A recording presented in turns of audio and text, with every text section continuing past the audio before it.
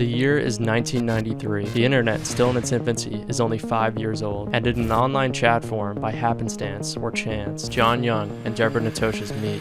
They quickly discover they have a shared vision, both having a concern for the future and the freedom of information online. They decide to create a website, one that's completely public and open to submission from anyone, a site dedicated to undermining institutions and authorities, one that would go on to inspire the likes of Julian Assange and WikiLeaks by posting everything from the public identities of CIA and FBI agents to the exact coordinates of NSA listening stations, all while being publicly scrutinized as they archived everything on their site, infamously known as CryptoMe.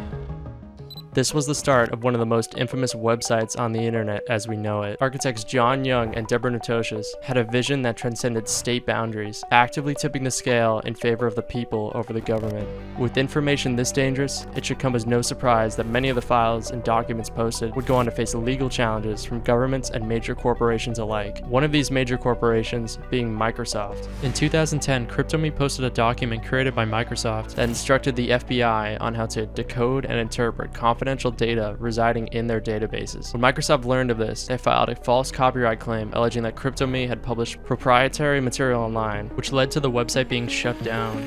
Then, 3 days later, the website went back up, as it was found that the manual contained no copyrighted material. With a constant influx of information like this, it becomes very important to verify all claims and files, which is why filtering these files falls on the shoulders of John Young himself, who is the site's single administrator. John, who goes by the pseudonym A on CryptoMe, vets and verifies all documents submitted to them through email. He verifies their legitimacy as best he can, which can be difficult at times, as most sources are anonymous. Over the course of nearly 3 decades, though, John has built a strong reputation and rapport with anonymous members online, ensuring legitimacy to them and to others who are actively submitting information. The most recent files that have been published on CryptoMe are in relation to the top secret files which were leaked from the Pentagon on Ukrainian and Russian fighting capabilities, which have become all but public information at this point. This doesn't mean, though, that viewing this information is safe, however, as we've seen with the FBI associating anyone who uses internet slang as a potential threat online.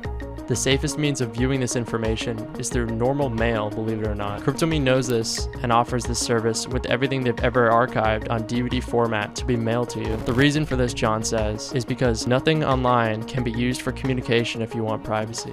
Nothing digital for that matter. Now, if you're wondering why a site like this still exists and hasn't been shut down by the US government yet, it's because in the eyes of the public, they haven't gone far enough. Information like this has come under scrutiny time and time again by the press and government representatives, yet they have never ever received a court order or gag order to take down any files on their website. The site boasts this directly on their landing page, stating that they would post any court order or takedown order served to them on their front page. This is unlike WikiLeaks, where many believe they have gone too far, and it has caused major debate within the country.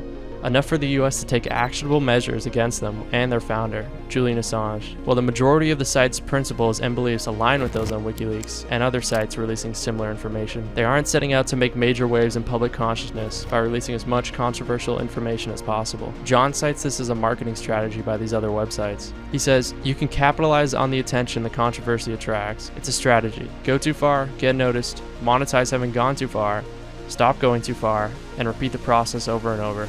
In the end, CryptoMe is a website that deals with issues on privacy, cryptography, and the politics of information.